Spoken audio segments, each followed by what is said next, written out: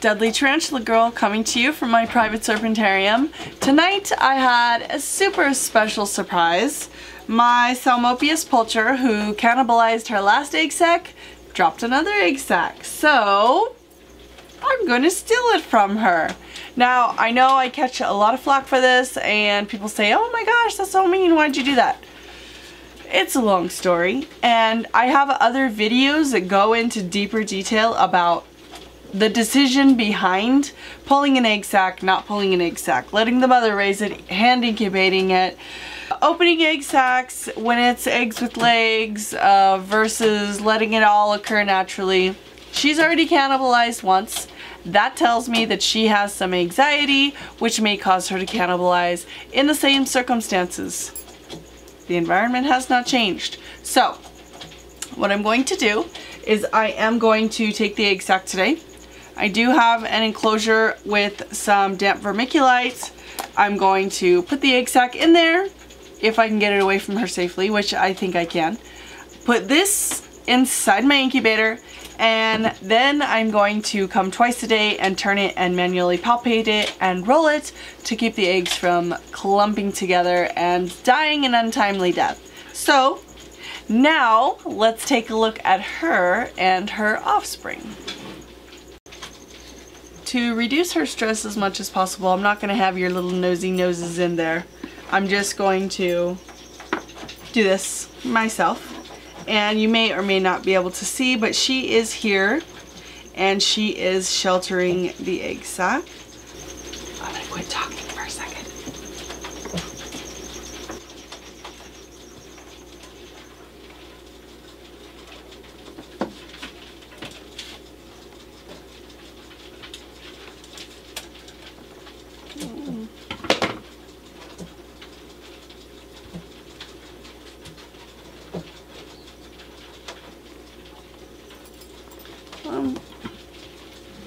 Sorry, dear. No.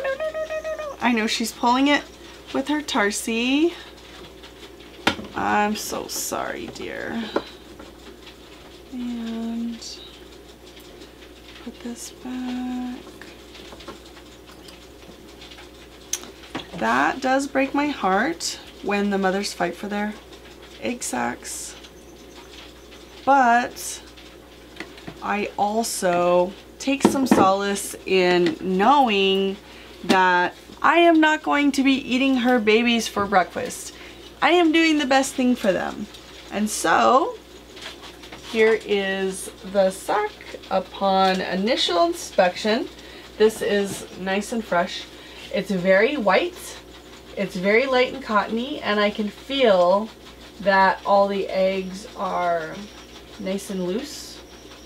Once they become compacted and hard, that's a sign that your egg sac is not viable. It's got just a bit of vermiculite on it. That's totally normal. And what I used to do, and I know I've said this lots of times for those of you who watch everything, I used to very, very gently, just barely roll it, and I would be so super duper careful, and my success rates were fairly poor, to be honest with you. And now I'm a little bit rougher, and I think that the mothers actually handle it with a little less finesse. And I used to think that's because they didn't have the dexterity to be more gentle, but I believe that they know it actually needs to be kind of almost broken apart, because the eggs are slightly sticky, and when they get warm, they tend to just kind of like meld together, and then they start to spoil. And so the mothers know that these eggs need to be broken apart. Now that I have the egg sac nice and secure, just going to place it gently in the vermiculite. I don't always snap the lids on because I think airflow is really important. I just kind of set the lid on it. And then now this enclosure will go in my incubation chamber, and every 12 hours I will come out and I will manually turn this egg sac. That was that. Congratulations, Will. Hopefully we will have some babies together again soon. I'm gonna feed and water the mother really well, but first let's take a quick peek at her. She is truly stunning. This is Mom, and you can see she is quite beautiful. In my opinion, her body weight looks reasonable. She did not suffer too much. Sometimes after the mothers have a good sized egg sac, they look almost emaciated, specifically in the wild, but obviously she's had plenty of food. She has not had to forage very much to stay alive, and so she's at a very pleasant and plump body weight.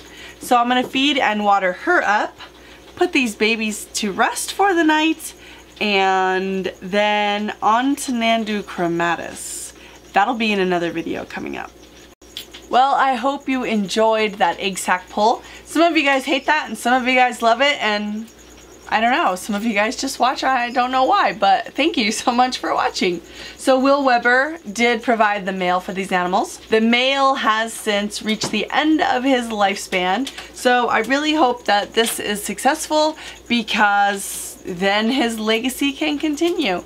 So hopefully Will be receiving a package soon with lots of little Psalmopoeus pulcher babies. Hope you guys like this one. Let me know whether or not you think this egg sac is viable and what you hope I reproduce next. See you guys next time.